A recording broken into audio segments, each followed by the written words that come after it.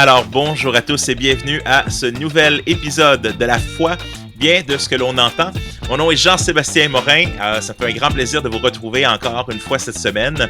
Dans ce podcast, on regarde des questions souvent reliées à l'évangélisation, à la formation de disciples, à comment vivre en tant que chrétien au 21e siècle. Mais cette semaine, je me gâte et on va dans un sujet plus profond, un sujet qui est super intéressant. Et j'espère qu'au moins, peut-être tu n'en as jamais entendu parler de qu'est-ce qu'on va jaser, mais peut-être que tu vas découvrir pourquoi c'est super important. On va discuter, entre autres, de ce qu'on appelle le lien entre les alliances. Donc, vous savez, en tant que chrétien, on vit dans le Nouveau Testament, dans la Nouvelle Alliance. Il y a quelque chose qui a changé entre l'ancienne et la nouvelle. On le voit, par exemple, dans l'Épître aux Hébreux. Mais ça a des conséquences sur notre façon de vivre. Mais il y a plusieurs façons de comprendre aussi donc ce changement. Il y a plusieurs visions du monde et la façon de regarder l'Ancien Testament ou notre façon des fois d'interpréter les textes vont jouer sur comment est-ce qu'on vit en tant que chrétien aujourd'hui. C'est ce qu'on va avoir la chance de creuser ensemble avec notre invité cette semaine, René Fré. René, bonjour! Salut, comment ça va, Jean-Sébastien? Ça va très bien. Je suis vraiment content de te recevoir aujourd'hui. Pasteur, évangéliste dans l'âme, théologien, tu as probablement un record québécois d'avoir été 35 ans pasteur de la même église, donc l'église de Baptiste évangélique de Rosemont. Un exemple de fidélité, tu as été après à Saint-Léonard quelques années, à aider en implantation et encore aujourd'hui, même après techniquement ta retraite, si je comprends bien, tu continues, tu es inarrêtable. Mais et tu travailles comme implanteur dans une église à Anjou en ce moment, c'est ça, René? Exactement. À Ville d'Anjou, nous avons réaménagé un sous-sol de maison pour avoir environ pour 25 à 30 personnes qu'on peut avoir dans la salle. Et nous louons aussi dans le local de Anjou United Church, là où Sylvain Paradis avait fait quelque chose il y a plusieurs années. Et on a une fois par mois une réunion là aussi pour avoir des accueils et des invitations de plusieurs personnes. Tu es un évangéliste dans l'âme.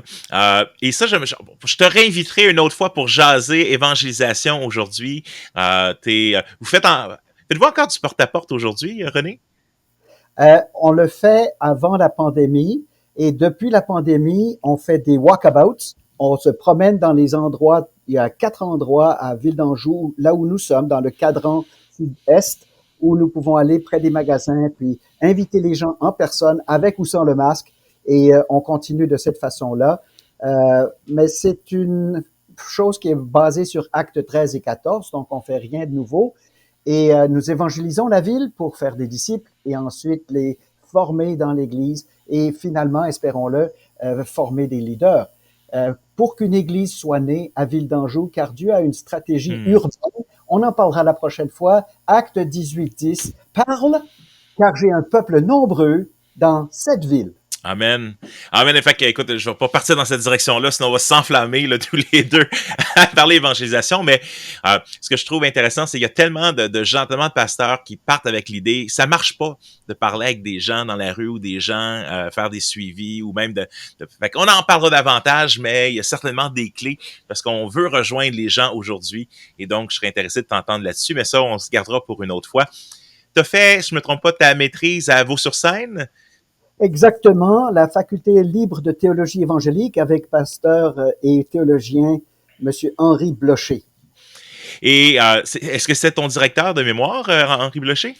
Effectivement, j'ai fait une thèse concernant l'inhérence de la Bible et il m'a donné une note bien. Alors, pour le moment, T'es courageux, René, pour avoir demandé à Henri Blocher. Il me semble que ça serait ça serait un cauchemar de dire, waouh, avoir Henri Blocher qui révise et donne des notes. Mais en même temps, c'est une bénédiction, je présume, mais... Tout à fait. Et j'ai continué à suivre ses écrits et je l'apprécie beaucoup. Mais ici ou là, il est mentionné dans mon livre, j'essaye de prendre une position qui apprécie son alliancisme réformé baptiste, mais qui précise aussi, à mon idée, une situation plus radicale et plus juste. Donc, Tu as écrit un livre qui s'appelle Introduction à la théologie de la Nouvelle Alliance. C'est ce qu'on va parler, son contenu un peu aujourd'hui, essayer de décortiquer tout cela. Donc, tu parles de la théologie de la Nouvelle Alliance, en contraste avec deux autres visions du monde, entre autres, qui sont, peut-être, il y a des variantes, on comprend, de plusieurs positions, mais trois grandes positions. Vision du monde théologique, sur la théologie de l'Alliance, qui est connue, Covenant Theology, comme on dit en anglais, et la théologie dispensationaliste. Peux-tu nous, brièvement, là, nous situer par rapport à ces deux grands systèmes? Parce que tu vas nous présenter une troisième option, là. Oui, la théologie de la Nouvelle Alliance réagit face à deux options qui sont là depuis la Réforme. On parle d'abord de la théologie de l'Alliance ou de la théologie de la Réforme. Ça veut dire que Calvin et surtout Zwingli, même avant Calvin, Zwingli a réagi aux anabaptistes parce qu'il voulait garder le pédobaptisme.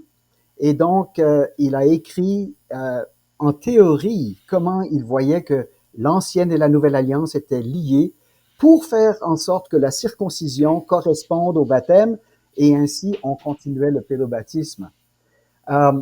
Plus tard, Westminster a codifié les croyances alliancistes. Et quand on parle de la théologie de l'alliance, on est en train de parler d'une alliance de grâce.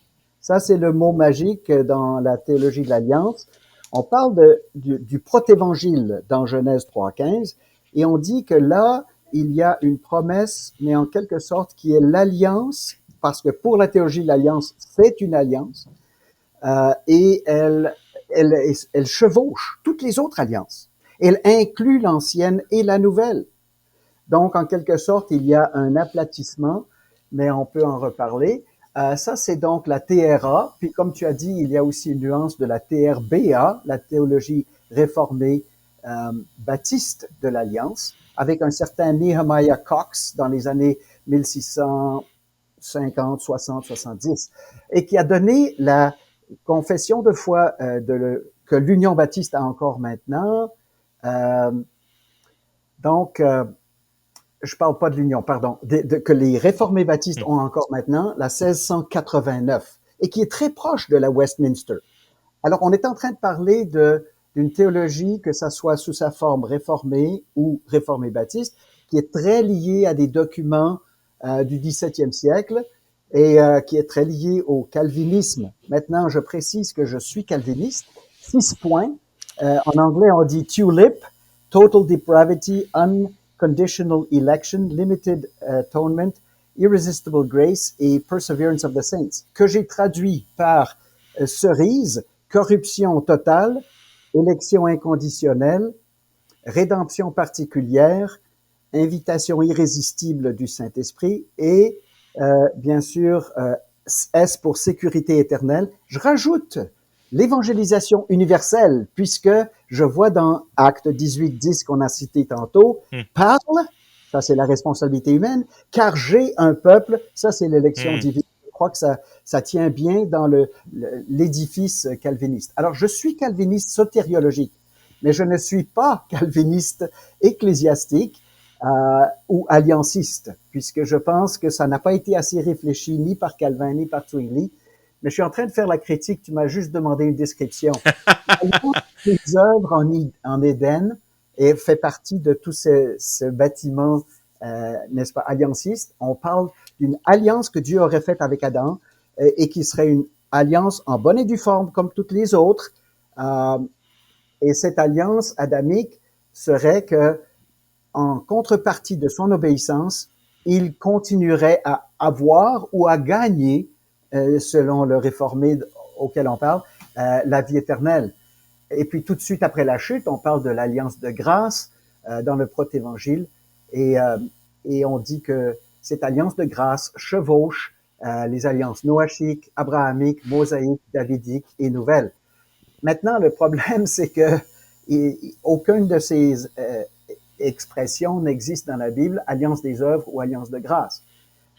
C'est donc un bâtiment réformé qui valorise la continuité dans la Bible. On part de l'ancienne vers la nouvelle, mais il y a une seule alliance de grâce. Si maintenant on parle de théologie dispensationaliste, On parle du début du dispensationalisme avec Darby, et puis ensuite Scofield, et maintenant MacArthur, Jeremiah et compagnie. Alors, ce n'est plus cette alliance, parce qu'on a dit dans le jardin et tout de suite après le jardin, ensuite Noé, Abraham, Moïse, David, nouvelle. C'est cette alliance pour le bâtiment ou pour l'édifice réformé allianciste. Pour la TD, la théologie dispensationaliste, on parle de cette dispensation. Et les deux ont un point en commun, c'est qu'ils commencent avec l'ancien pour aller vers le nouveau. On accommode le nouveau dans notre lecture de départ de l'ancien, que ça soit TA ou TD. Mais les deux sont très différents parce que si la TA parle de continuité, la TD est basée sur la discontinuité. Donc, tellement le Nouveau Testament est discontinu d'avec l'Ancien qu'on reporte à la toute fin eschatologique, à la fin des temps, ce qu'on avait vu et qu'on appréciait et qu'on interprétait littéralement en tant que TD. On interprétait les promesses faites à Abraham pour un peuple, pour une nation, pour un royaume. Toutes ces choses-là doivent être reportées. On saute par-dessus la première venue de Jésus-Christ pour les inclure. Les accomplissements de ces promesses seront faits dans un millénium, juste avant et pendant le millénium. Donc, il y a ici deux visions théologiques de la Bible qui, en quelque sorte, ont quelque chose en commun. On commence avec l'Ancien et ça nous met maintenant alors en devoir, en tant que théologien, de dire, est-ce qu'il n'y avait pas, tout au long de l'histoire de l'Église et encore maintenant, une autre vision qui commence avec le nouveau? Donc en somme, si je tente de résumer, chacun de ces positions-là regarde à l'ensemble de l'histoire de la rédemption, c'est-à-dire à partir de la Genèse jusqu'à aujourd'hui, et avec un regard quand même sur la finalité, avec le fait que Jésus revient établir son royaume, etc.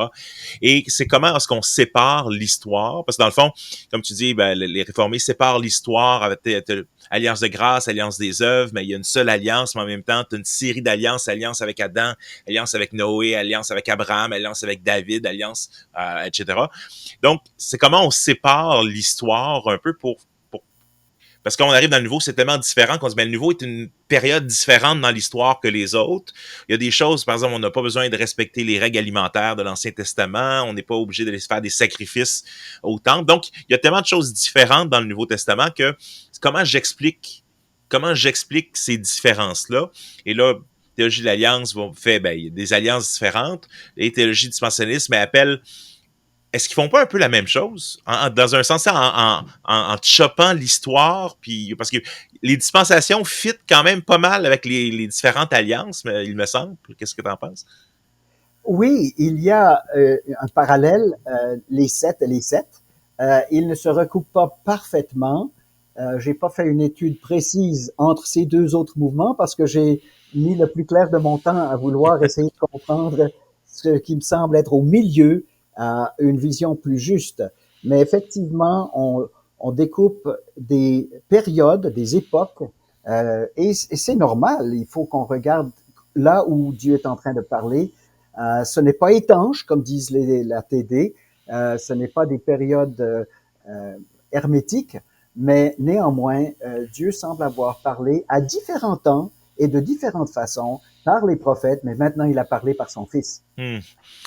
Alors, on a mis la table un peu en parlant de ces deux grandes visions du monde. Tu nous en présentes une autre que tu as intitulée, ou du moins que peut-être d'où ça vient, tu pourras nous le dire. Mais peux-tu nous expliquer, en gros, c'est quoi la théologie de la Nouvelle Alliance? Cette position que tu nous proposes, peux-tu nous faire un pitch là, pour cette position-là?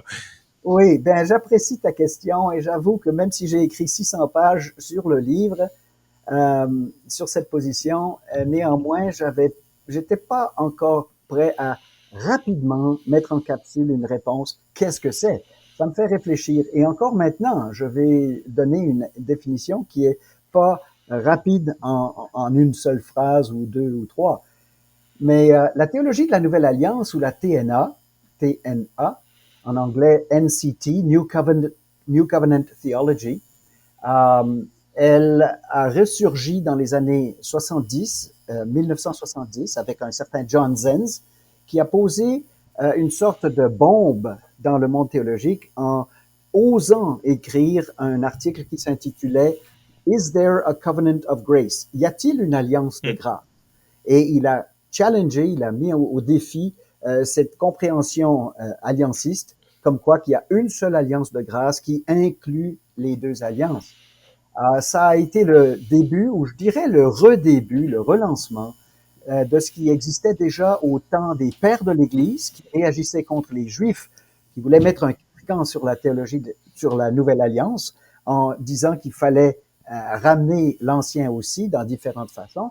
Ensuite, ça a ressurgi chez les anabaptistes au 16e siècle.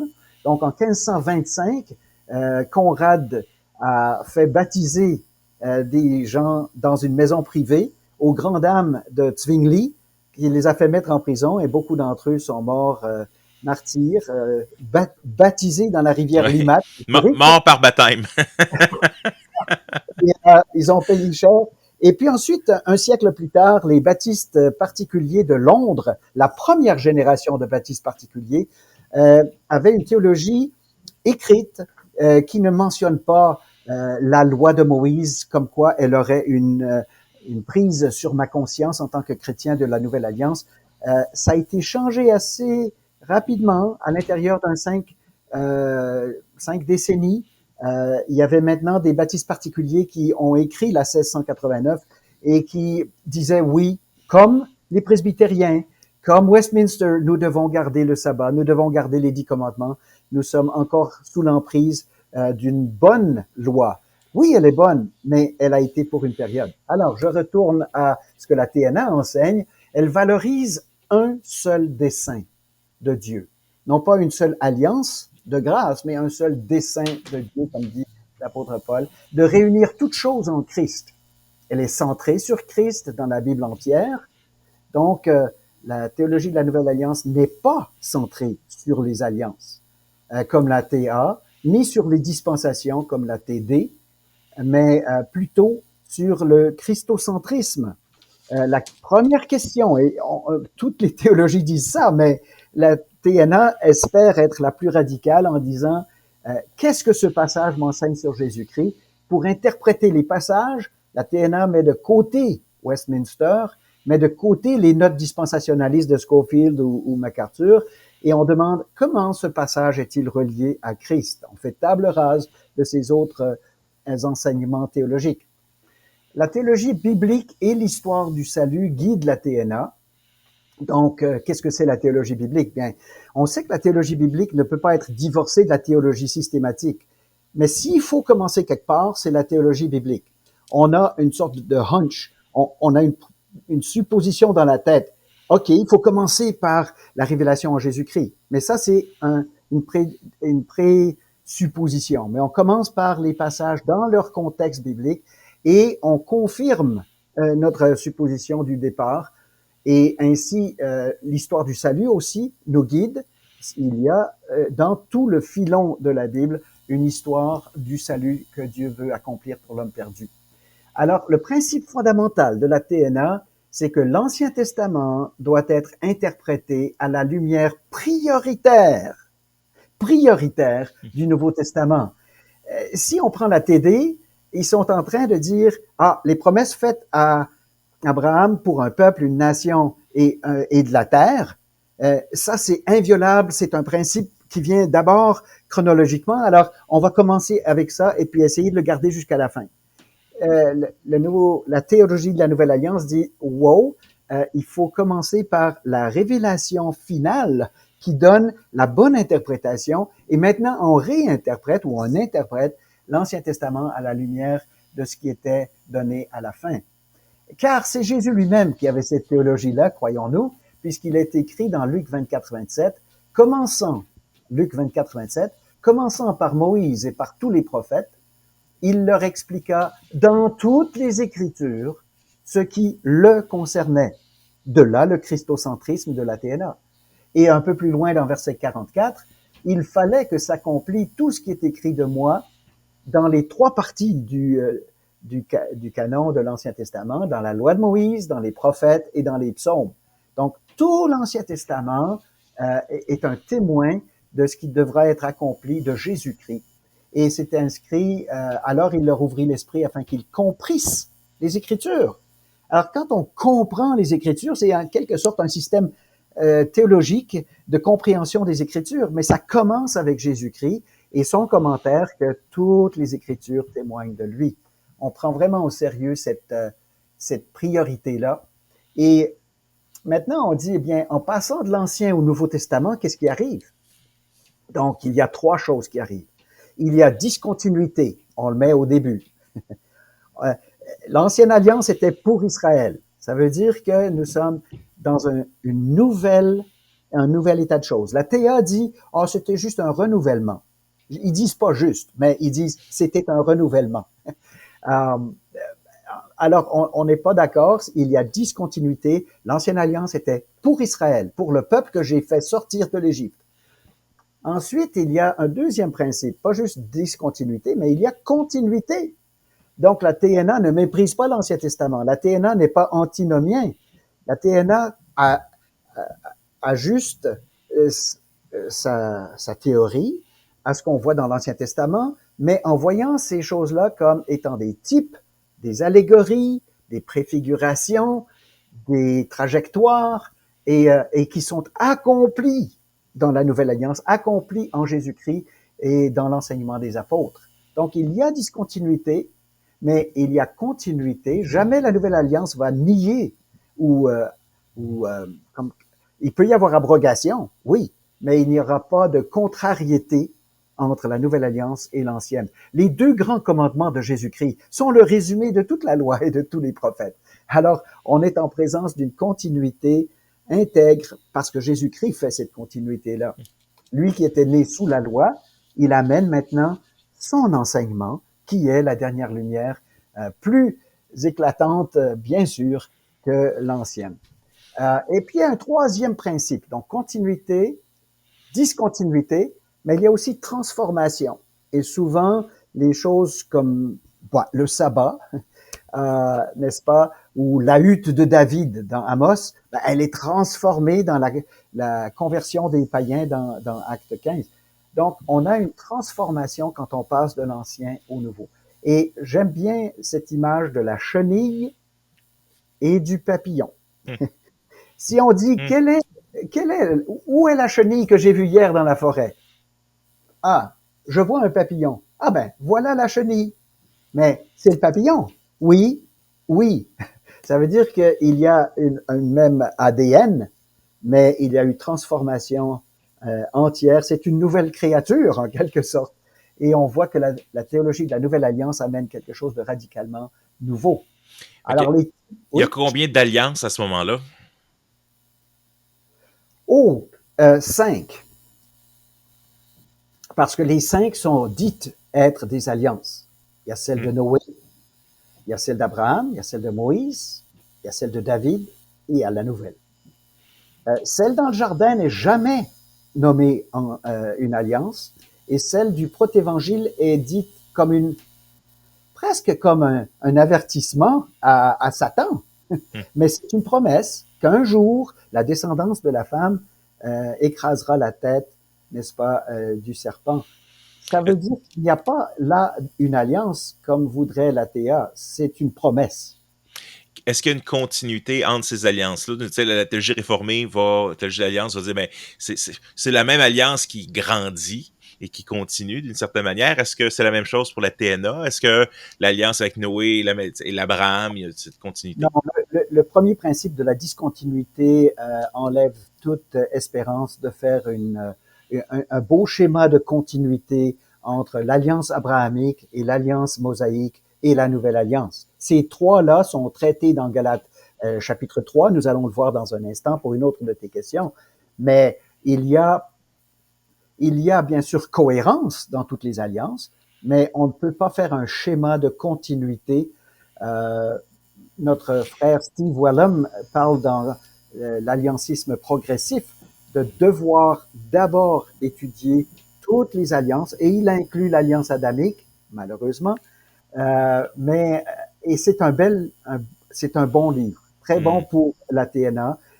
Beaucoup d'arguments là nous démontrent, je dirais, l'erreur de la TA et de la TD, mais néanmoins, il reste encore un petit peu en deçà d'une radicale compréhension de la théologie de la Nouvelle Alliance. Alors, oui, Est-ce que, vas-y.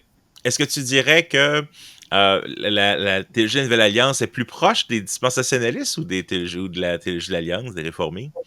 Alors, parfois, on réfléchit comme un TD et parfois, on réfléchit comme un TA, mais il y a une radicale différence entre la TNA et ces deux autres systèmes. Et en fin de compte, combien de fois, quand je fais ma lecture quotidienne avec ma femme, elle a, pas parce qu'elle y croit, mais parce qu'on trouve que John MacArthur a des choses très sensées à dire, et nous lisons dans les Petits Prophètes, par exemple.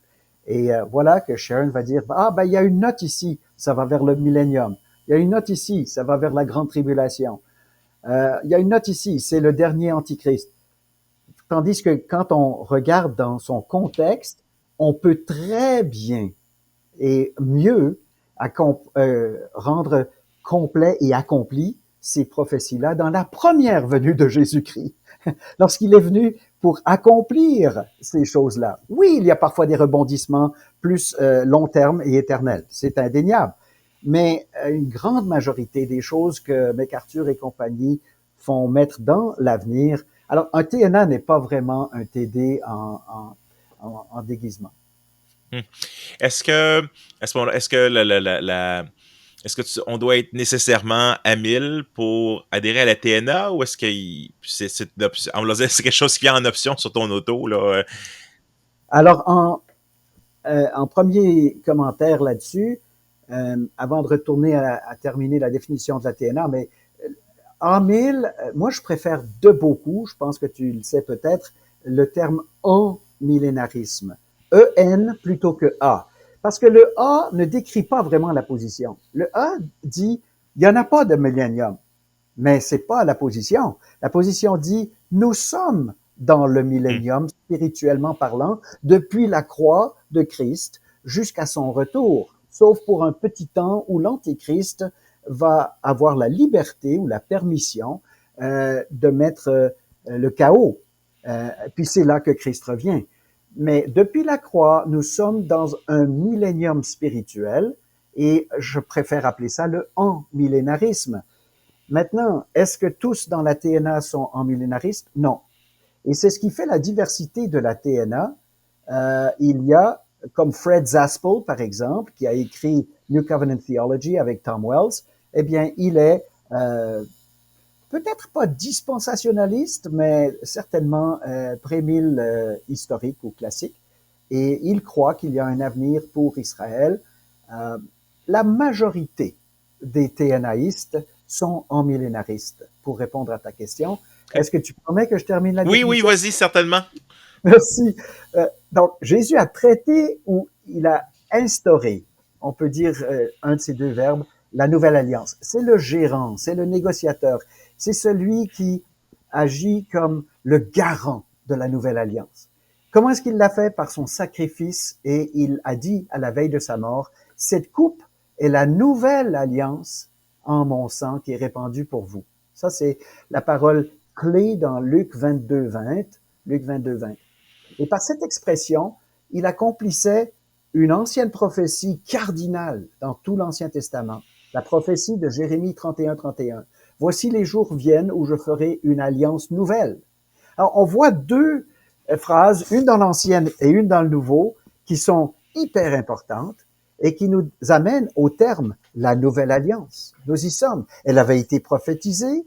Jésus, la veille de sa crucifixion, la nomme, l'exprime, la définit comme étant cette coupe, c'est-à-dire le symbole de sa mort le lendemain, et sa mort et sa résurrection, et quelques temps plus tard, la venue du Saint-Esprit, sont l'instauration d'une chose nouvelle, quelque chose d'entièrement nouveau. Ce n'est pas une alliance renouvelée, ce n'est pas une alliance pour la fin des temps, c'est une alliance que Jésus a traitée par sa mort et sa résurrection et que l'Esprit inaugure à la Pentecôte. Et depuis la Pentecôte, on peut dire qu'il y a trois nouvelles choses. Une nouvelle alliance, c'est-à-dire que nous sommes entièrement justifiés par la foi au sacrifice du Christ. Une nouvelle loi, c'est-à-dire que ce n'est plus la loi de Moïse maintenant qui prévaut. Jésus a dit dans Matthieu 28, 19 et 20, « Allez, faites de toutes les nations des disciples, les baptisant au nom du Père, du Fils et du Saint-Esprit, et, euh, et leur prescrivant, ou plutôt, et en leur enseignant d'observer tout ce que je vous ai prescrit. Notez bien, tout ce que je vous ai prescrit. » Et le verbe prescrire est pas mal fort. On parle d'une autre loi maintenant. C'est pas simplement un petit tweak sur la loi de Moïse, mais on parle du sermon sur la montagne, on parle de tous les impératifs dans le Nouveau Testament, on parle surtout des deux grands commandements que Jésus-Christ établit comme étant, n'est-ce pas, l'accomplissement des 10 et des 300 ou des 600 commandements dans l'Ancien. Tout l'Ancien Testament, la loi, les prophètes, les psaumes, sont, n'est-ce pas, résumés et accomplis dans ces deux grands commandements-là. Et que nous ne sommes pas capables de garder non plus. Mais étant devenus enfants de Dieu, maintenant, la prophétie de Jérémie, qu'un jour Dieu va inscrire ces choses dans leur cœur, est en train d'être accomplie par l'onction du Saint-Esprit qui vient nous renouveler dans notre entendement par la lecture de la Bible, par l'action directe du Saint-Esprit pour qu'on devienne, n'est-ce pas, ces enfants de Dieu qu'il nous a nommés. Et puis le nouveau peuple, on disait nouvelle alliance, nouvelle loi et un nouveau peuple. Donc c'est les trois grandes sections dans ce livre qu'on explore pour savoir qu'est-ce que ça veut dire, la théologie de la nouvelle alliance pour le nouveau peuple.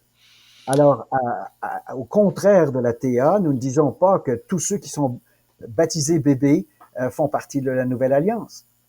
Nous disons qu'il y a un nouveau peuple, et ce nouveau peuple, il est un, au contraire de la TD, qui dit, ah oui, pour maintenant, c'est l'Église, mais à la fin des temps, il y aura comme un caractère juif messianique, et on va ramener les sacrifices, et puis il y aura des missionnaires juifs qui vont aller dans tout le monde. Nous disons, il y a un seul peuple, et un seul troupeau, un seul cep. Il y a deux genres de branches tout au long de l'histoire qui sont intégrés dans ce cep-là. Ça veut dire qu'il y a des élus juifs tout au long de l'histoire, à commencer avec Paul. Paul était l'archétype de la branche élue juive. Et il y en a eu beaucoup par la suite, et il y en a encore beaucoup tout au long de l'histoire, pas juste à la fin des temps.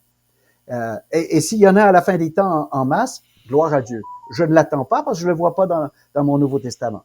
Mais aussi, il y a toutes ces branches des Suisses, des Québécois, des Aïrois et de toutes les nations sur la surface de la Terre. Ça donne une petite capsule de ce que c'est la TNA. Une question qui me vient en tête, puis désolé, c'est possiblement peut-être la pire ou la plus difficile question qu'on peut poser à n'importe quel système là, théologique, les trois, mais je serais vraiment intéressé de savoir qu'est-ce que tu en penses. Comment est-ce que quelqu'un était sauvé dans l'Ancien Testament à ce moment-là, dans la compréhension de la TNA? Souvent, la théologie de la réformée, il va dire, il est sauvé quand même au travers le sacrifice de Christ, c'est l'alliance de grâce qui est là. Dans la TNA, dans l'Ancien Testament, comment est-ce que quelqu'un est sauvé? Alors, une personne est sauvée pleinement.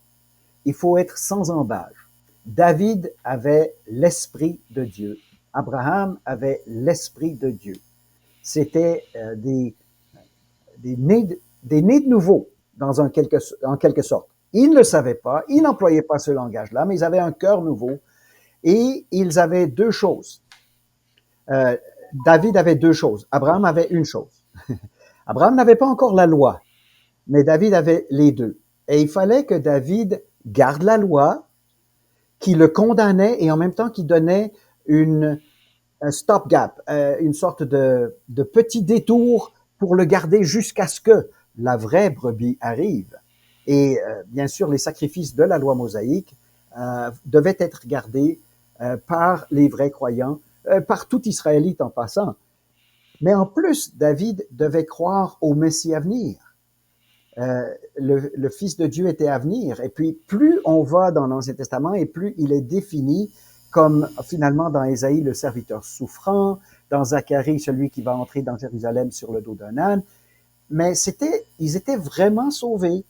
Maintenant, ils n'avaient pas les trois réalités. Nouvelle alliance, nouveau peuple, nouvelle loi. mais ils avaient l'Esprit de Dieu d'une façon qui les régénérait. Donc, nous ne serons pas des meilleurs que eux, ni eux que nous. Mais eux, ils croyaient au Messie en avance, avec le peu de lumière qu'ils avaient dans leur station dans l'histoire, tandis que nous croyons au Messie par après, avec la grande lumière que nous avons. Alors, il n'y a pas de différence, nous sommes dans le même royaume, le même peuple de Dieu, mais à la Pentecôte, là est venue vraiment la différence, l'instauration exécutive de la nouvelle alliance. Alors, nous sommes sauvés comme eux par la foi. Garder la loi, on va le voir dans une question ou deux là concernant Galates 3, la loi était là comme une parenthèse pour un temps. Alors, quand la venue de Jésus-Christ et surtout sa mort et sa résurrection arrivent, ça tombe caduque. Il n'y a plus cette disposition-là. On va le voir dans ce que Paul dit. Intéressant. Fait que, en somme, beaucoup plus proche de la version dispensationaliste de voir l'Ancien Testament puis la relation au salut. Sauf que quand on arrive dans la nouvelle, ben non, Israël n'a plus cette place-là. Mais quand même, fait que je vois quand même des similarités entre la réponse que tu viens de donner sur comment la personne est sauvée dans l'Ancien Testament, puisque les dispensationnistes nous diraient sur cette question-là. Oui, mais il faut faire la nuance qu'il garde la totale intégrité de la nation Israël en obéissance à la venue du millénium. Et à ce moment-là, ils verront celui qu'ils ont transpercé et ils auront Jésus qui va régner sur un trône littéral à Jérusalem littéral pendant 1000 ans littéral. Alors, la TNA n'est pas là du tout, même si on garde cela en sourdine pour le temps de l'Église. Fait que c'est un... Je veux pas caricaturer, là, mais j'essaie Donc, la TNA, sur certains aspects, est un dispensationalisme sans son eschatologie. Peut-être. Peut-être. C'est bon. S'il faut aller là, on va le faire. Donc, là, c'est l'autre question. T'en as parlé un peu ici, mais si tu avais à résumer, en quoi les deux autres systèmes, donc la théologie de l'Alliance des Réformés et la théologie dispensationaliste, sont déficients?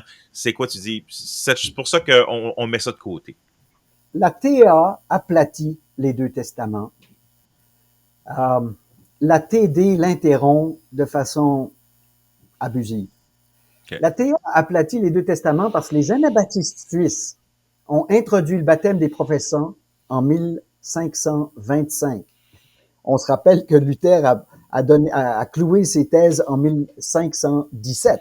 Fait que les anabaptistes sont dans la réforme. Ils font partie de la réforme, mais ils ont été martyrisés pour leur radicalité et c'est à notre grand appauvrissement. Donc, Zwingli, tout comme Calvin, voulait garder le pédobaptisme. Il a fait une équivalence entre les deux testaments par la doctrine de l'alliance de grâce qui chevauche toutes les alliances. Il a valorisé la continuité aux dépens de la discontinuité lorsqu'il a dit qu'Israël et l'Église sont un et que la circoncision de l'Ancien Testament, c'est le baptême du Nouveau Testament. De plus, la loi de Moïse lie ma conscience, selon la TA. On me demande mais quelle est la déficience de la TA? C'est que je dois marcher en 2023 avec une emprise sur ma conscience qui est de garder la loi de Moïse, résumée dans les 10 commandements, incluant, y compris, le sabbat. Donc, il y a là un carcan dont il faut se débarrasser.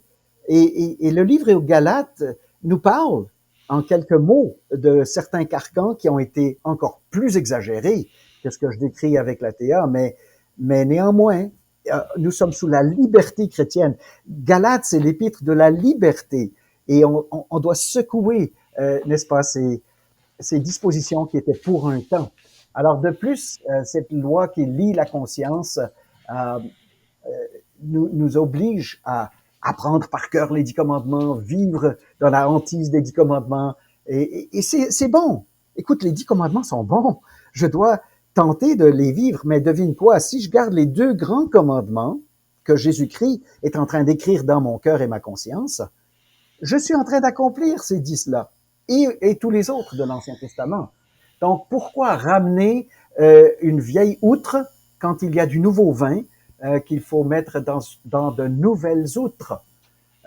Maintenant, si on parle, et puis j'ai déjà dit, mais je répète que la théologie de la Nouvelle Alliance reprend la théologie de l'Alliance parce que il n'y a pas le langage d'alliance de grâce ni l'alliance des œuvres, choses sur lesquelles la TA bâtit majoritairement sa théologie. La TD, au contraire, accentue la discontinuité entre les deux testaments, repousse les accomplissements des prophéties au temps de la fin. Ça en est frustrant de voir ces notes qui systématiquement bypassent la première venue de Jésus-Christ et les accomplissements si clairs, si satisfaisants dès qu'il est venu la première fois. Donc, la TD est israélo-centrique. La TA est fédocentrique. Fédus en latin veut dire alliance. Et on aime croire que la TNA est christocentrique. Mais on reçoit beaucoup des deux autres théologies, là. Il y a beaucoup qui est en commun. En fait, il y a plus en commun entre les trois théologies que ce qu'il y a de distinctif. Il faut le dire, c'est une discussion entre frères et c'est intramural, là. On est en train de ne pas fustiger les autres comme étant hérétiques. Mais nous avons, bien sûr, reçu aussi beaucoup de critiques assez acerbes en tant que TNAiste. Donc, il faut tenir son terrain. Et l'herméneutique de la TD est littérale. Et là, il faut vraiment revoir comment la Bible s'interprète elle-même. Elle part de l'Ancien Testament et estime que les promesses nationales, territoriales envers Israël, selon la chair, ne sont pas encore accomplies. Ainsi, les notes en bas de la Bible, MacArthur passe presque systématiquement par-dessus les accomplissements de la première venue de Jésus-Christ. Tu parles de critiques qui sont parfois même acerbes. Là. Ce serait quoi des exemples? Je suis curieux. C'est quoi des exemples des peut-être les critiques majeures que tu as entendues face à la TNA ou qu'on t'a posées? Pascal Denot a étudié la théologie parmi les baptistes réformés des États-Unis. Or, un certain Renehan, Jim Renehan, qui est baptiste réformé aux États-Unis, a repris vertement, n'est-ce pas, John Reisinger et les premiers TNAistes dans les années 70, 80 et 90, parce qu'ils étaient antinomiens. Donc, ça, c'est un terme très, très, comment dirais-je, grave et sérieux, là, de dire, ah, toi, t'es juste contre la loi de l'Ancien Testament parce que, en général, t'es contre la loi de tout. Toi, t'es free will, tu veux tout barouetter. Et c'est très injuste. Je dis que c'est acerbe. Parce que quand John Reisinger a écrit une lettre à Renehan pour lui dire, OK, montre-moi dans mes écrits où je suis antinomien, il n'y a jamais eu de réponse. Ensuite, quand elle a écrit un livre au complet pour montrer qu'il respectait la loi de l'Ancien Testament et qu'il l'interprétait à la lumière de la Nouvelle Alliance, encore une fois, on fustigeait et on se moquait de Reisinger en disant « Oh, il parle de chenilles puis de papillons, puis c'est léger, puis c'est ceci et cela. » Alors que ça soit les baptistes réformés, que ça soit au Masters College, souvent les critiques de la TNA, c'est que c'est « the new kid on the block », c'est pas réfléchi, c'est sur l'Internet.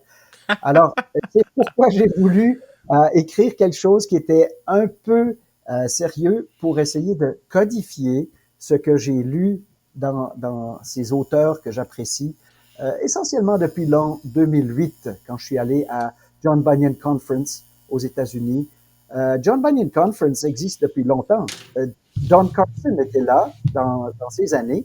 Et donc, j'estime que Don Carson, qui a écrit une recommandation pour mon livre, ben, c'est un closet TNA. Je dirais qu'il est un peu dans le placard. Il aime beaucoup, n'est-ce pas, parler de continuité et de discontinuité. Alors, j'apprécie Don Carson aussi. Bon, les gens nous écoutent, puis on discute des différences entre les trois systèmes, mais en quoi la relation entre les alliances est elle-même importante pour les chrétiens? On va leur dire, sur le plancher des vaches, qu'est-ce que ça change réellement pour le chrétien? Ou c'est quoi les enjeux? OK.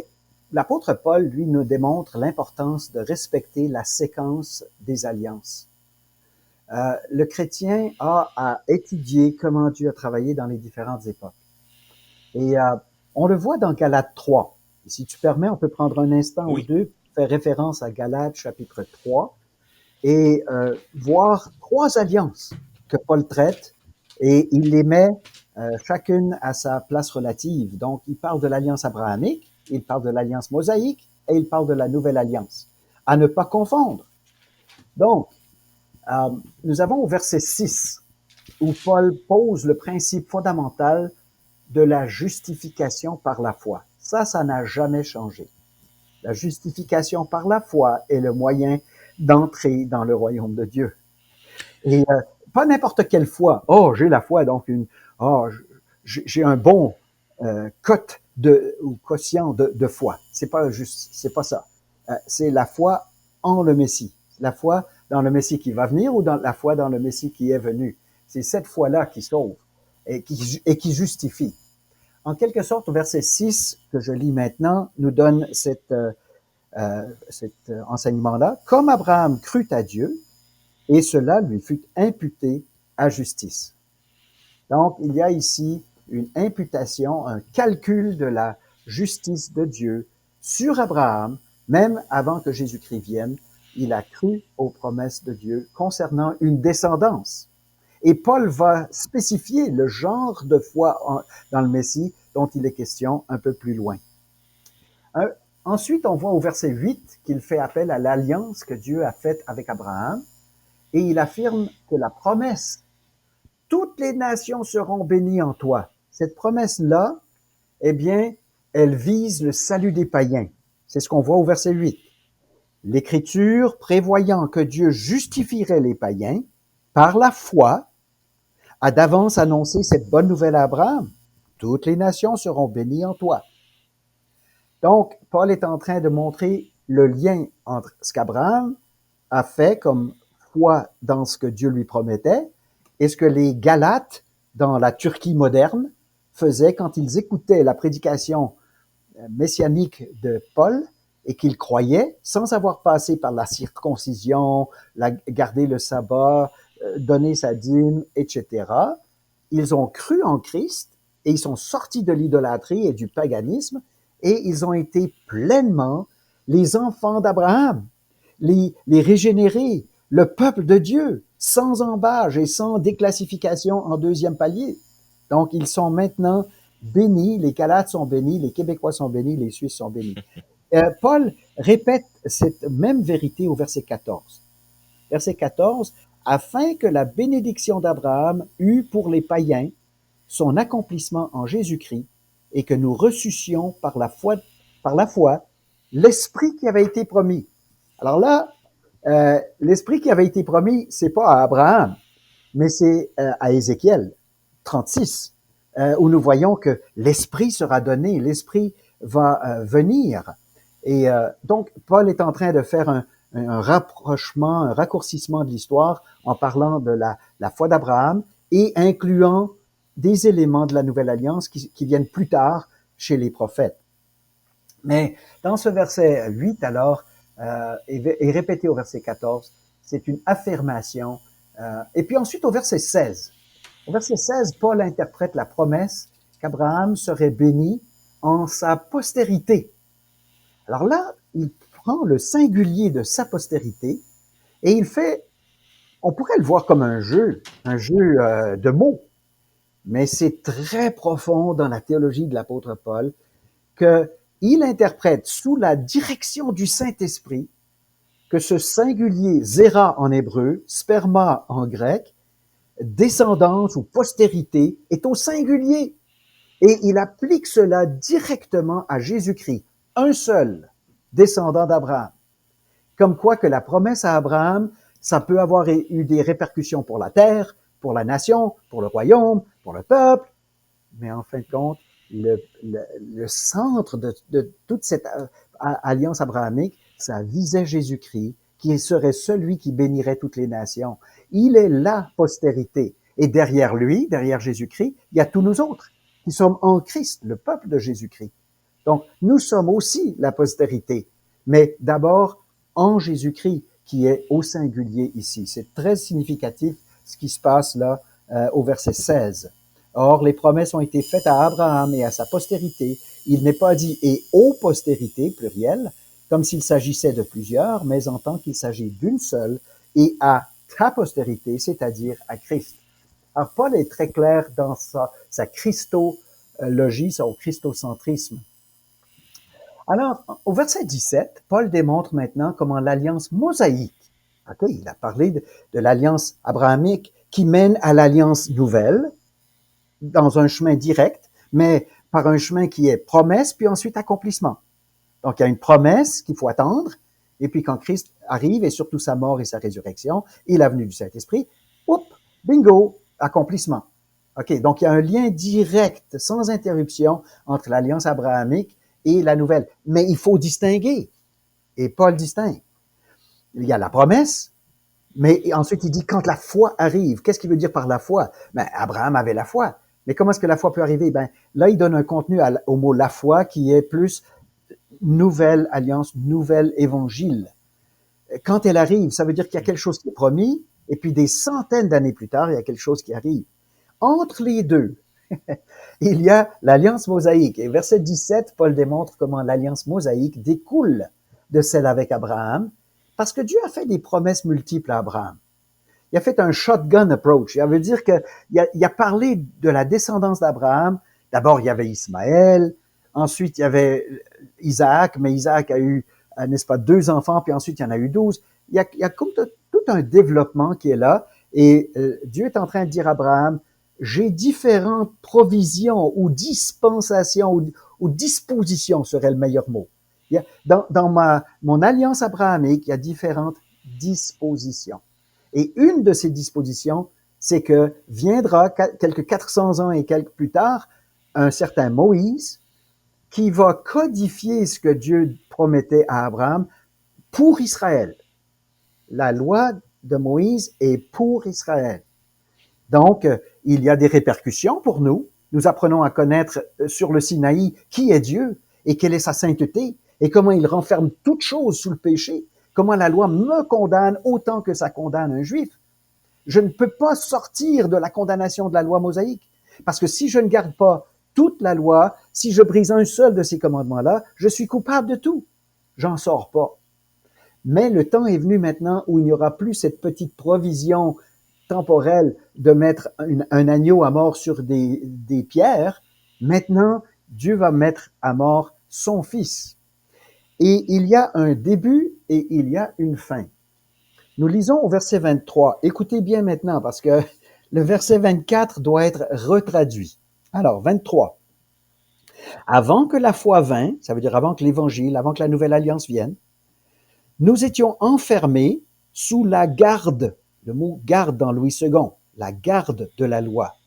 Non pas le salut, non pas l'accession à la régénération, non pas si je garde la loi, tout va être beau. Mais nous étions juste enfermés, c'est très strict, c'est très négatif, enfermés sous la garde de la loi, en vue de la foi qui devait être révélée, ou jusqu'à ce que la foi soit révélée. Attention au verset 24, je le traduis littéralement selon le grec. Ainsi, la loi a été comme un gardien jusqu'à Christ, afin que nous fussions justifiés par la foi. Ce n'est pas ainsi la loi a été comme un pédagogue pour nous enseigner et pour nous diriger vers le Christ, de telle sorte que la loi joue un rôle comme dans une sorte d'alliance de grâce. La loi mosaïque était gracieuse, puis elle fait partie de la grande alliance de grâce. Non, l'alliance mosaïque nous condamnait vertement, platement. On est sans espoir. Où me tourner? Qu'est-ce que je peux faire? Et Christ arrive. Merci Seigneur. Il était prophétisé, je pouvais l'attendre, mais quand il arrive, quel soulagement. Parce que maintenant, la loi a été comme un gardien jusqu'à Christ.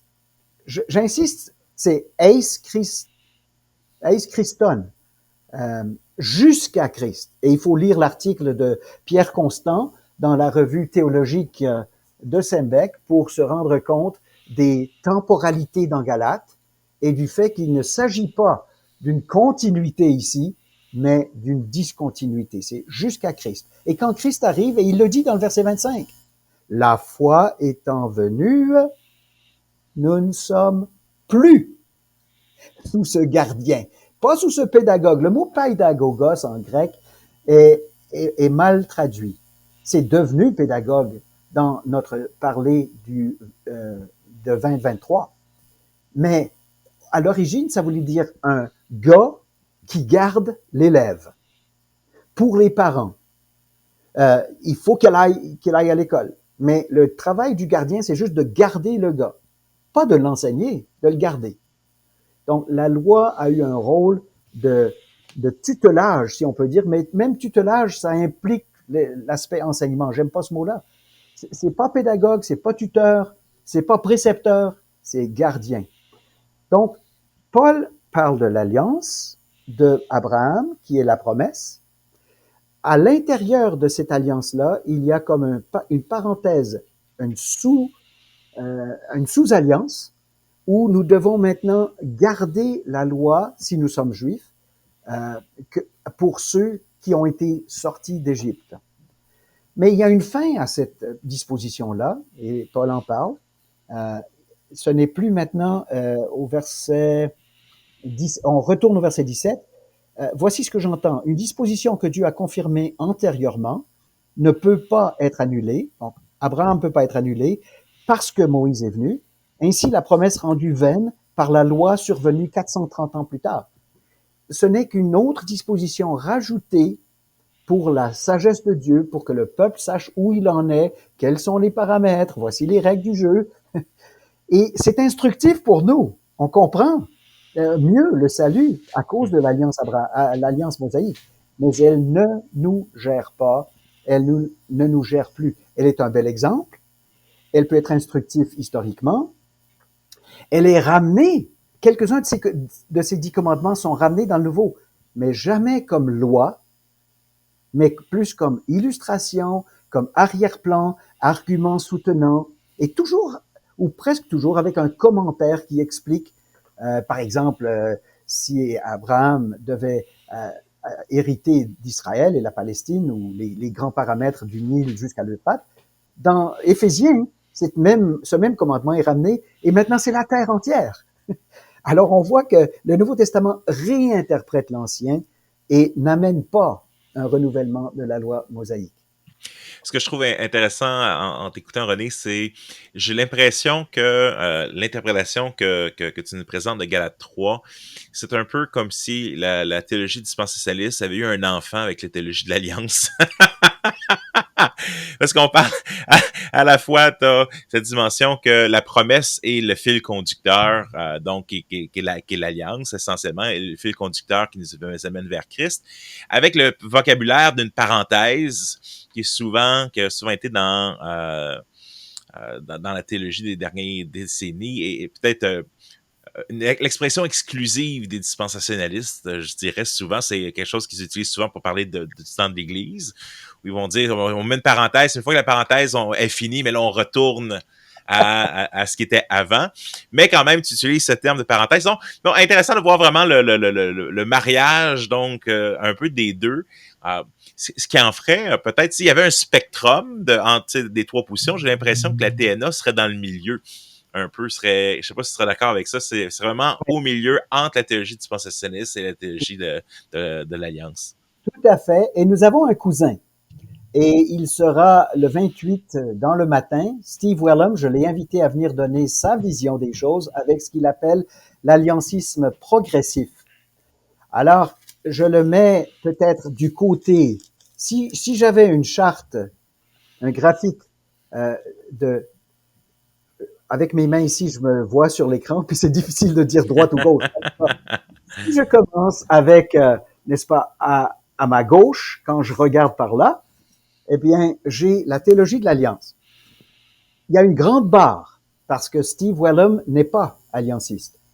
Par contre, il garde certains éléments, et je vais présenter une charte avec 6 éléments que Wellum veut garder, et ils sont très pareils à ce qu'enseigne la théologie de l'Alliance, sans aller dans ce camp-là. Ensuite, juste à côté, et toujours au milieu, donc très lié, il y a une petite ligne fine entre alliancisme progressif et puis TNA, mais c'est au milieu. Puis ensuite, il y a une grosse barre, et puis la théologie dispensationaliste de l'autre côté. Et on emprunte, bien sûr, les uns aux autres, mais il y a des choses distinctes au milieu qui ne sont ni l'une ni l'autre, mais c'est quelque chose de totalement nouveau. Si, s'il n'y avait pas le quatrième commandement, c'est-à-dire le commandement du sabbat dans les 10 commandements, est-ce qu'on aurait même un problème avec les 10 commandements dans la Nouvelle Alliance? Euh, donc, le problème vient que ça a été donné à ceux que j'ai tirés d'Égypte. C'est pour eux. Alors, Dieu a quelque chose de meilleur. Quand il donne les 2 grands commandements, les 10 sont inclus là-dedans. Et ils font partie de l'ADN des 2 grands. Ils sont là en sourdine. Ils sont là en type. Ils sont là pour démontrer. Et même le mot sabbat, comme tu le sais si bien, est réinterprété dans Hébreux 4. Donc, nous avons notre sabbat. Je suis sabbatiste, mais je suis entré dans le sabbat en 1956, le 16 avril, lorsque j'ai donné ma vie à Jésus-Christ et que ma mère m'a lu Jean 1,12. Mais à tous ceux qui l'ont reçu, à ceux qui croient en son nom, il a donné le pouvoir de devenir enfant de Dieu. Je me suis reposé de mes bonnes intentions d'être un meilleur garçon. Je me suis reposé de mes intentions d'aller à l'église, d'être comme papa, mon pasteur, le pasteur de mon église, d'être un saint comme ma mère. On voulait paraître, on voulait faire des choses pour être sauvé. Je me suis reposé de tout ça. Et j'ai cru que Jésus a tout accompli à la croix. Ça, c'est le sabbat, dit Hébreux chapitre 4. Dans, dans le Nouveau Testament, certaines recherches que j'ai faites, quelqu'un avait compté le nombre de commandements. On sait qu'il y en a 613 dans l'Ancien Testament, quand on compte l'ensemble de la loi. Mais quand on regarde le nombre de commandements adressés aux chrétiens dans le Nouveau Testament, on a compté qu'il y en avait un peu plus que 1050. Tous les commandements, les uns les autres, ne vous mordez pas, exhortez-vous, etc. Puis toutes les choses qui sont demandées aux chrétiens de s'abstenir de, etc. Fait que, quand on parle de poser un carcan, quand tu passes de 613 à 1050, mais que en toute fin, ça peut être tout résumé par marcher par l'esprit, vous n'accomplirez pas les désirs de la chair. En voulant dire, cette marche par l'esprit qui est, quand je marche par l'esprit, mais je mets en action ce que Jésus a dit, mais on résume la loi, aime Dieu de tout ton cœur, ton prochain comme toi-même. Tu sais, si dans n'importe quelle situation, je me pose la question, c'est quoi aimer mon prochain dans cette situation-là, ou c'est quoi aimer Dieu dans cette situation-là? J'ai l'impression qu'on va arriver quand même très proche des fois d'un des 613 commandements de l'Ancien Testament ou même d'un des 1050 commandements du Nouveau. Mais le fait qu'il y a autant de commandements, parce que je pense que l'accusation, je pense que ce que les gens, il y a une différence entre ce qu'on affirme en tant que position, c'est-à-dire, tu sais, non, on n'est pas antinomiste, on n'est pas, on croit que le chrétien doit marcher par l'esprit, mettre en action ce que Jésus nous dit. Mais je pense que ce que les gens entendent souvent quand on parle, les 10 commandements, les chrétiens sont pas concernés par les 10 commandements, mais ce qu'ils entendent malheureusement souvent, c'est le chrétien est concerné par aucun commandement. Et ça, et je serais d'accord de dire non, c'est pas ça que tu présentes, mais est-ce que c'est pas ça que les gens entendent ou veulent bien entendre? Et comment est-ce qu'on peut faire pour que dans la pratique, dans la vie de tous les jours, parce que dans la réalité, au Québec, sur le spectrum légalisme, antinomisme, on peut être légaliste dans certaines choses puis antinomiste sur d'autres choses dans notre propre vie, mais dans le spectrum, j'ai l'impression que nos gens d'église, dans le milieu évangélique, dans le milieu baptiste, est beaucoup plus proche de l'antinomisme au point de vue des cas je n'ai pas besoin de rien suivre, je n'ai pas besoin même d'aller à l'église parce que j'ai une liberté. Fait que comment est-ce que comment faire pour pas qu'on soit mal compris, que vous soyez mal compris là, avec la présentation dans la TNA? L'apôtre Paul tranche quand il dit dans Romains 6, 14, « Vous êtes non sous la loi, mais sous la grâce. » Maintenant, pour être plus fin, comme tu dis si bien, nous, quand j'ai grandi, moi, il y avait des commandements d'hommes. Là. Il fallait que les femmes portent la robe plus bas que le genou. Il fallait que les hommes soient, n'est-ce pas, la coupe de cheveux autour de l'oreille. Il fallait pas aller au cinéma, il fallait pas cracher, il fallait pas jurer, fallait pas jouer aux cartes, fallait pas jouer au soccer le dimanche après-midi. Écoute, toutes sortes de commandements d'hommes étaient là, dits ou juste vécus. Et puis, on n'est pas sous la loi. Donc, mais maintenant, à l'envers de cela, celui qui vient et qui dit, ben moi là, je vais dans les bars, je bois comme je veux, j'ai pas de loi, donc je suis sous la grâce. Mais l'apôtre Paul remédie à ça en disant, ne faites pas de la grâce un couvert pour vivre selon la chair. Alors, tout de suite, on est ramené dans la vraie grâce. Vivre sous la grâce et vivre sous la loi de Christ, c'est plus exigeant encore que de vivre sous la loi de Moïse ou sous la loi des hommes. La loi de Christ est implacable. Tu aimeras le Seigneur ton Dieu de tout ton cœur, toute ton âme, toute ta force, toute ta pensée. Alors, je dois faire cela 1000 fois. J'ai 75 ans, cher Jean-Sébastien, je sais pas quel âge tu as l'air très jeune, mais je vois déjà du Merci. guérison. Je vais le prendre. Mais néanmoins, à 75 ans, je lutte encore contre la chair. Et gloire à Dieu pour tous les frères et sœurs qu'il me Hmm. donne pour me frotter et me, me reprendre. Et pour ma femme, que le Seigneur a mis comme un agent sanctificateur dans ma vie, parce que je réalise que même si je dis que je suis sous la grâce et que je suis sous la loi de Christ, il y a plein de domaines où je dois travailler jour après jour à remettre et remettre et remettre encore, Hmm. n'est-ce pas, mon obéissance à Christ, parce qu'on ne peut pas séparer foi et obéissance, foi et repentance, foi et repentance. Qu'est-ce que tu fais d'un passage, par exemple, l'apôtre Paul va souvent utiliser des passages de l'Ancien Testament pour venir soutenir qu'est-ce que le chrétien doit faire. Je donne un exemple. Quand il va parler de soutenir, par exemple, les ouvriers chrétiens, il va aller chercher dans l'Ancien Testament, bon, tu ne muselleras pas le bœuf, ou des passages comme ça. Donc, il va prendre un principe agraire pour justifier une éthique chrétienne. Même chose, je pense, en Corinthiens 10. Ces choses ont été écrites dans l'Ancien Testament afin que vous fassiez pas comme eux, puis que vous n'ayez pas un jugement sur contre vous-même. Mais donc, Paul et plusieurs autres vont utiliser l'Ancien Testament dans une façon pour justifier une éthique chrétienne. Oui, mais Comment t'expliques ça ou comment tu... dis toi-même, tu as dit qu'il prend un exemple agraire. C'est un exemple tiré de la loi. Et la loi n'est pas ramenée comme une loi pour le temps de l'apôtre Paul, ni pour notre temps. C'est pas le but de Paul. Il parle avec la logique, il a d'autres arguments, logique, historique, biblique, et puis il veut en arriver au fait que l'ouvrier mérite son salaire, que nous devrions prendre soin de nos pasteurs. Alors, gloire à Dieu pour ces exemples-là, et puis que les églises écoutent et prennent soin de leurs pasteurs. Mais c'est pas pour réétablir la loi de Moïse qui fut pour un temps et qui est maintenant surpassée. Et j'hésite pas d'employer même remplacer par la nouvelle alliance. Quand je dis remplacer, il faut faire attention. Je ne suis pas en train de dire que les Juifs sont oblitérés de la face de la terre ou que les Hébreux, n'est-ce pas? Nous avons une élection juive, donc il faudrait que jusqu'à la fin des temps, il y ait un peuple juif identifiable, qu'ils puissent prouver leur généalogie ou pas. Ah, voilà des Juifs. Je dois aller leur parler de leur Messie. Je dois leur parler jusqu'à ce qu'un d'eux se convertisse et se joigne à la communauté messianique. Et eux vont être ajoutés au peuple de Dieu.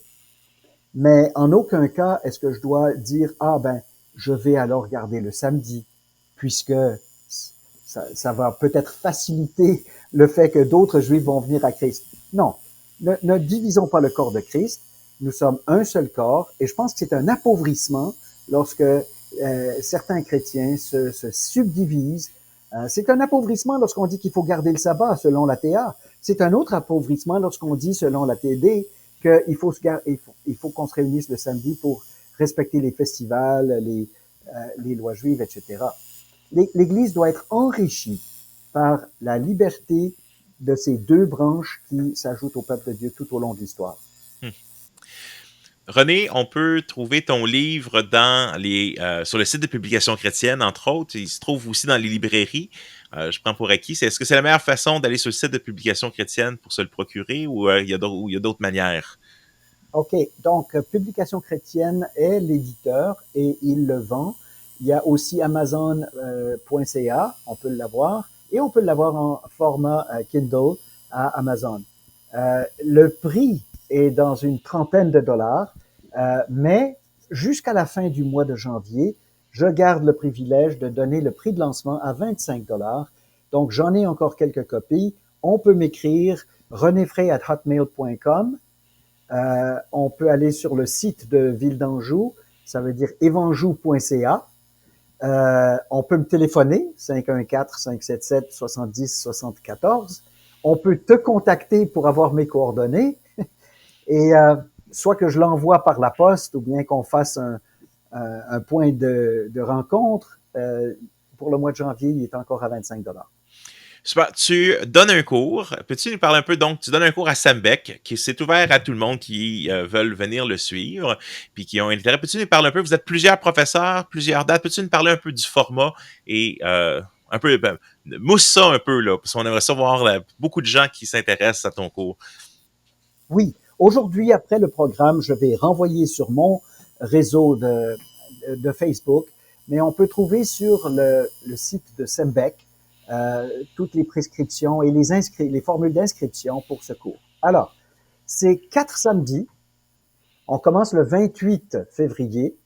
Il y a le 11 que dis-je? On commence le 28 janvier. Ensuite, il y a le 11 et 25 février. Et puis, il y a le 11 mars. Donc, en 4 samedis, on a 8 classes. Samedi matin, samedi après-midi, pendant 4 samedis. Le premier samedi, c'est Stephen Wellum qui va parler de la vision alliancisme progressive ou progressif. Et dans l'après-midi, je vais essayer de donner une harmonie de nos deux visions du centre, ainsi que de donner une illustration de ce que c'est la TNA en général. Le deuxième samedi, on va avoir Pierre Constant qui va parler... attendez, le deuxième samedi, on va avoir l'anticipation. Wow, je mets... Le deuxième samedi, le matin, je vais parler de l'histoire, l'historique, les 4 grandes époques de la théologie de la Nouvelle Alliance. C'est pas nouveau. C'est la théologie de la Nouvelle Alliance, mais c'est pas une nouvelle théologie. Donc, on va faire l'historique. L'après-midi, c'est là que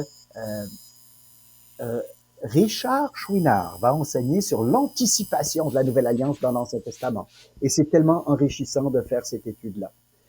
Le troisième samedi, c'est Pierre Constant qui parle maintenant de la Nouvelle Alliance dans le Nouveau Testament. Il prend les 8 fois où Nouvelle Alliance est mentionnée dans le Nouveau et il en fait l'explication. Et puis, tu connais Pierre Constant, c'est toujours intéressant, décisif et très biblique. Nous avons dans l'après-midi Richard, que dis-je? Dans l'après-midi, ce sera moi qui ferai la nouvelle loi. Quelles sont les implications dans tout le Nouveau Testament, incluant comment est-ce que l'ancienne loi est abrogée et qu'est-ce que l'Épître aux Hébreux dit là-dessus, qu'est-ce que Paul dit là-dessus. OK. Le dernier dimanche. Le samedi. Oui, hein, c'est le sabbat qui est passé du samedi au dimanche. Samedi, le matin, ce sera Matt Moury, qui est de la France. Il a étudié à la même faculté que moi. Et il va parler du nouveau peuple. Qu'est-ce que ça veut dire pour, n'est-ce pas, l'épouse de Christ? Qu'est-ce que ça veut dire pour le royaume de Dieu? Qu'est-ce que ça veut dire pour l'Église? Ensuite, je donne la parole à Richard Chouinard, le mot de la fin, pour conclure. Il y a une dernière classe où on reficelle tout ça pour parler de qu'est-ce que c'est la théologie de la Nouvelle Alliance. On peut prendre le cours sans crédit, 70 piastres, avec un crédit et demi au niveau premier pour 125 et à 150 $, c'est au niveau 2. Donc, on peut s'inscrire à Sembec sur le site de Sembec. Écoute, je vous encourage les auditeurs à considérer y aller. C'est vraiment un bargain incroyable à voir à ce prix-là. Stephen Wellum, Pierre Constant, René Fré, Richard Chouinard, Matt Moury. Écoute, c'est vraiment, je vous encourage vraiment à y aller. J'ai eu la chance de lire le livre de René, un peu, que j'apprécie beaucoup. Je vous encourage aussi à lire le livre. Ça m'a beaucoup amené à réfléchir. On n'a pas exactement... On arrive très proche, je pense. Je pense que je serais très proche de ce que Wellum arrive dans plusieurs de ses constats. Fait qu'on est très proche, je pense, sur ça, mais j'ai vraiment apprécié la façon que René a présenté la théologie de la Nouvelle Alliance, puis je trouve qu'il y a de quoi de réfléchir. Il y a beaucoup une profonde réflexion qui va nous amener, parce que le but, c'est de dispenser la parole de Dieu le mieux qu'on peut, comme l'apôtre Paul nous amène à faire. Et je te remercie, René, d'avoir pris le temps de écrire ce livre-là, parce que comme tu disais, c'est un trou, même en anglais, c'est un trou de savoir un peu comment définir ça. Je termine avec 2 petites questions rapides. Un, théologie de la Nouvelle Alliance, je trouve ça poche comme terme, dans le sens où, parce que toute théologie, tout théologien chrétien fait de la théologie de la Nouvelle Alliance jusqu'à un certain point. Il n'y aurait pas t'es bon, tu nous sors les cerises puis les choses comme ça dans les acronymes. Il n'y aurait pas une autre appellation qui pourrait moins mélanger jusqu'à un certain point les gens.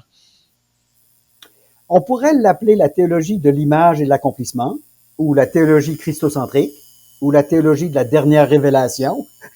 Mais le titre TNA est au centre du message chrétien.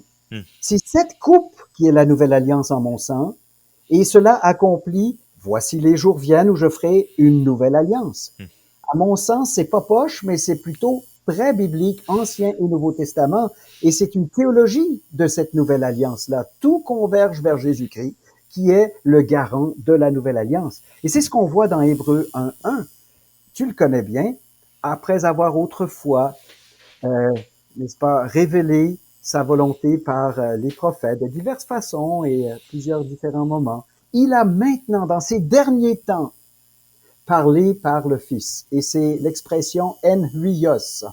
Donc, il a parlé en Fils. Littéralement, il a parlé en Fils. Moi, je parle en français, toi, tu parles en français, mais Dieu a parlé en Fils. Ça, c'est son langage. Et Logos, il est celui qui exprime le Père. Et quand Jésus-Christ vient, c'est le centre de tout. Comment est-ce qu'on pourrait être plus central que nouvelle alliance en Jésus-Christ? C'est une priorité pour la doctrine et pour la vie. Pour le baptême et la gouvernance de l'Église, c'est la parole du Christ. Donc, il faut définir les contours de cette théologie en écartant ce qui n'est pas selon cette charpente et selon cette harmonie entre les deux parties de la Bible. Il faut prioriser le Christ et les apôtres. Alors moi, je préfère rester avec ce que Paul dit en 2 Corinthiens 3. Nous sommes ministres de la Nouvelle Alliance. Et ce que dit l'auteur de l'Épître aux Hébreux dans chapitre 7 et les versets 6 et 7, que tu as cité, je pense, tantôt, Hébreux 7, versets 6 et 7, qui nous dit, et lui, attendez, il ne faut pas que je le cite mal, je crois que nous sommes 8, 6 et 7. Oui, Hébreux 8, 6 et 7. Mais maintenant, il a obtenu un ministère d'autant supérieur qu'il est le médiateur d'une alliance plus excellente, qui a été établie sur de meilleures promesses. En effet, si la première alliance avait été sans défaut, il n'aurait pas été question de la remplacer par une seconde. Alors, je vois ici vraiment une autorisation d'employer le beau terme théologie de la nouvelle alliance. Intéressant. Une dernière question, René. Est-ce que tu as un autre projet d'écriture en tête? Travailles-tu sur quelque chose d'autre? Ben, ma femme est après moi pour écrire un livre concernant mon père, parce que dans l'association régionale, on a toutes sortes de biographies, d'autobiographies concernant les pionniers. Et jusqu'à date, il n'y a rien de définitif concernant William Henry Frey. Alors, elle me dit, avant que toi tu meurs, tu devrais écrire concernant ton père. Et j'estime qu'il y a de quoi écrire là-dessus. Mais pour l'instant, je suis encore dans la TNA. Super. René Frey, merci beaucoup d'avoir été avec nous aujourd'hui. Donc, vous pouvez aller voir les informations pour l'abonnement à Sambec et pour le livre, ça sera en note de ce podcast. Nous sommes aujourd'hui le 13 janvier et vous aurez jusqu'à la fin janvier si vous voulez bénéficier du rabais que René mentionnait sur son livre. René, merci beaucoup. Merci, Sébastien. Et à une prochaine, on jasera évangélisation la prochaine fois et je pense qu'on va avoir beaucoup de plaisir aussi. Amen. Salut. Bye bye. Alors, on se retrouve la semaine prochaine pour un autre épisode de La foi vient de ce que l'on entend. Hey, merci d'avoir été là. Si vous avez aimé, apprécié, partagez-le à d'autres. Je pense que c'est un sujet qui mérite d'être connu par le plus grand nombre possible. Alors, bonne semaine à tous et à bientôt.